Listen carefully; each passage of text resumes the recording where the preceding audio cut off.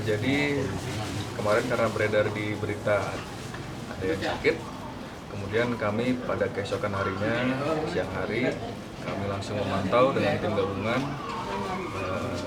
Di situ kami temukan bertambah menjadi 2 kan, dari awalnya 1 orang ternyata 2 orang.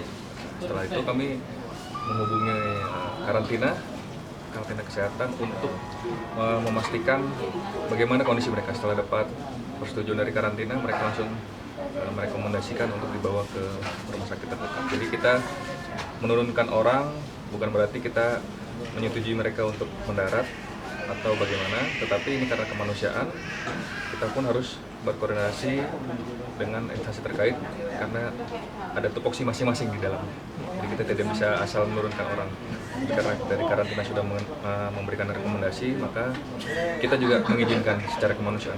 Hasil visi dokter mengalami apa? Jadi yang atas nama Abdul Nasir ini yang jelas dehidrasi, kemudian ada sakit lambung juga ya.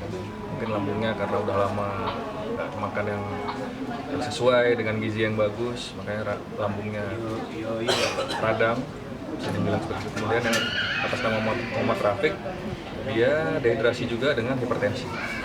Dan alhamdulillah untuk pagi ini sudah membaik, dan rencananya nanti siang apabila memungkinkan akan kita kembalikan ke kapal. Kita sebagai apa di imigrasi? Kepala Seksi Teknologi Informasi dan Komunikasi.